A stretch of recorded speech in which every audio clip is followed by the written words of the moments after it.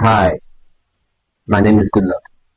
In today's video, we'll be able to solve some of these exponential equations given to us. And they look very interesting. Just watch to the end, you will see how to simplify this equation and arrive at the right answer. Let's dive into it. In number 1, we are given 3 raised to the power of x plus 2 plus 3 raised to the power of x equal to 10 divided by 81. Very simple. We know that from indices, if I have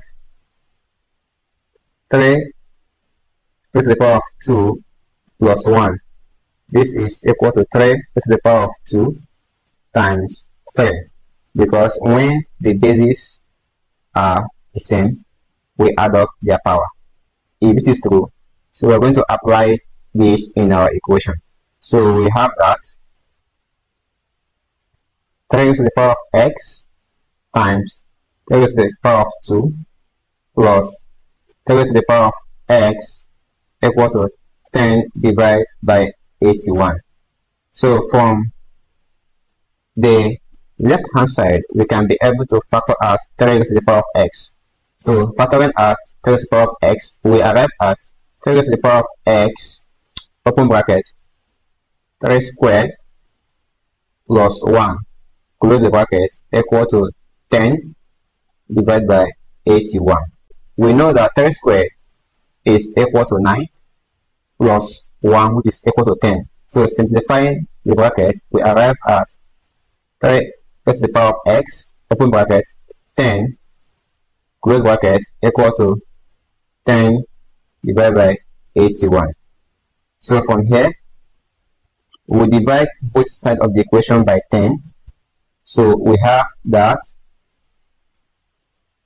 3 raised to the power of x equal to 10 divided by 81 times 10. So we know that's 10. We cancel out 10. So we'll be left with 3 raised to the power of x equal to 1 divided by 81. We have to express 81 as a power of its base. So we have 3 raised to the power of x equal to 1 divided by 3 raised to the power of 4. So 3 raised to the power of 4 is equal to 81. We know that this can be written from a negative power, that this is 3 raised to the power of x equal to 3 raised to the power of negative 4. So we know that since the bases are equal, then their powers should be equal. So therefore we have x equal to negative 4. This is our answer. If you know you found value in this video, please do not forget to subscribe and like the video. Let's solve the second question.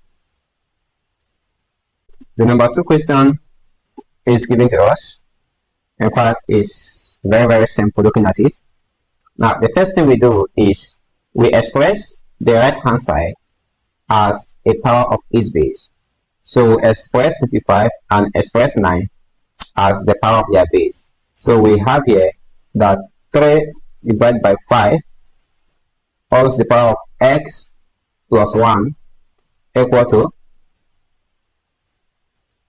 5 squared divided by 3 squared.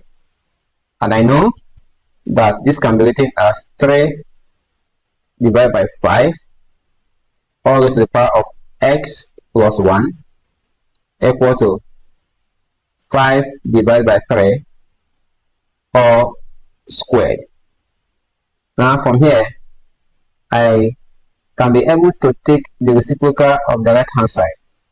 If I do that, I will arrive at 3 divided by 5 all to the power of x plus 1 equal to 3 divided by 5. Now, since I've taken the reciprocal of the right hand side, then the sign of the power or the index will become negative 2. Negative 2. So you can see that we are able to achieve the left hand side and the right hand side to have equal base. So since their bases are equal, their power should be equal. So we can write that x plus 1 equal to negative 2. So if we subtract 1 from both sides, I will have x equal to negative 2 minus negative 1. So x is equal to negative 3. This is our answer. So you see, it was very simple. All we did was just to, from our right hand side, we express the term as the power of each base, and then we took the reciprocal to have the same base with the left hand side, and we're able to equate the powers, and we arrive at the value of x.